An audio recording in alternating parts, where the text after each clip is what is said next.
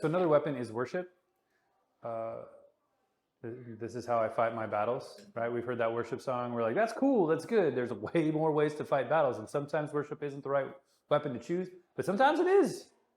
And sometimes we just need to declare the truth and sing it and let it change us. Music is powerful. It can change us. It shapes our attitudes and our moods and things like that. But worship is a powerful tool to use for fighting the enemy and not letting the enemy take a foothold in our lives and get hold of us. So worship, I'm not going to dwell on that too long. Yeah.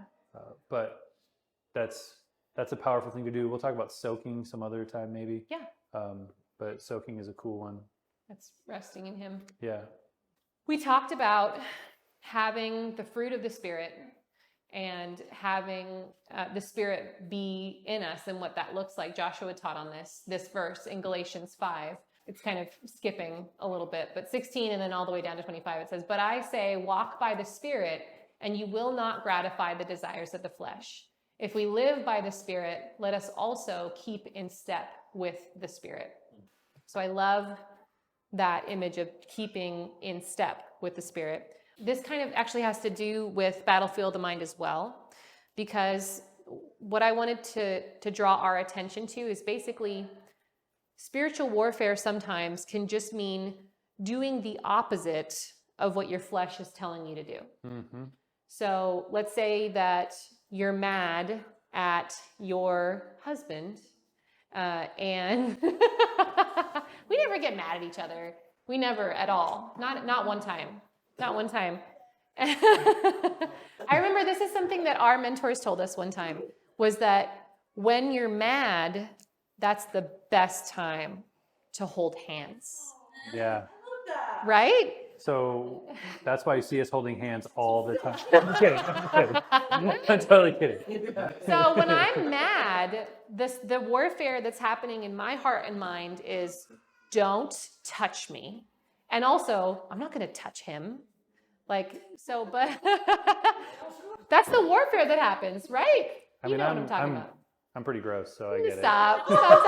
These are what the enemy wants out of that it. situation. Yeah, right? division, separation, right? Making the one and pulling them apart to two, right? Yes. And so this is a huge thing. And so in those times, and I know we both do this when we're mad, that we'll like put a hand on the shoulder or something like that. Or like a knee. On a knee. Yep.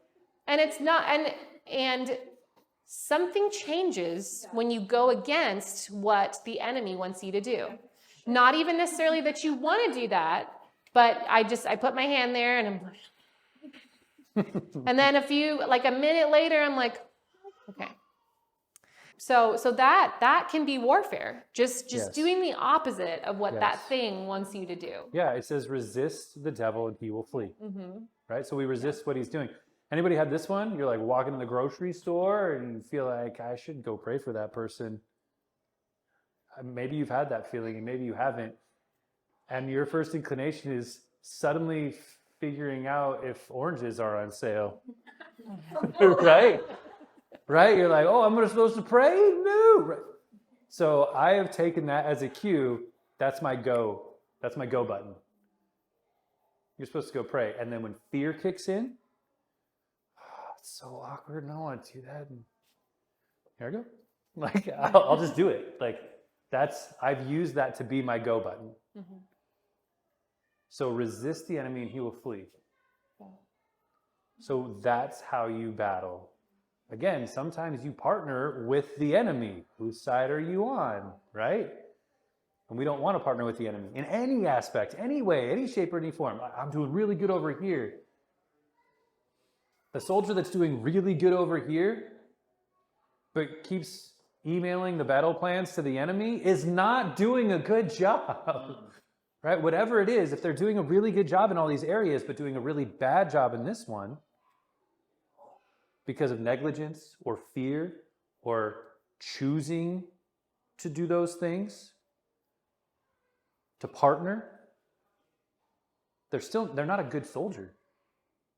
They're good at doing some things, but I wouldn't want a traitor in my army, even if they were a fantastic shot, especially if they're a fantastic shot. Right? So I'm not saying that we have to be perfect, but Christ did say, be perfect as my Father in heaven is perfect. So we should follow him. We should be like him. We should lean on our Holy Spirit roommate to empower us, to embolden us, to encourage us, to walk in truth, to walk in forgiveness when we screw up, when we say, God, I missed it, I messed up, I checked the oranges instead of praying for that person walking by. I'm sorry.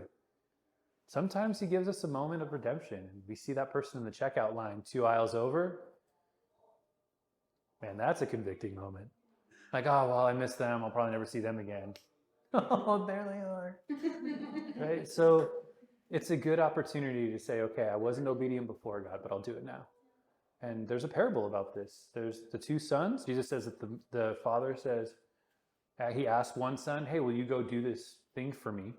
And one son says, yes, I'll go do it. I'll obey you. And doesn't do it. And the other son says, no, I'm not going to do that.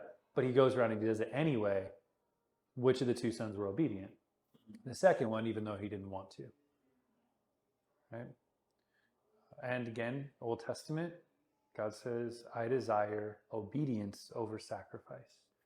So I'd rather you just do what I told you to do rather than having to say you're sorry and pay a price for it. So these are all elements of spiritual battle.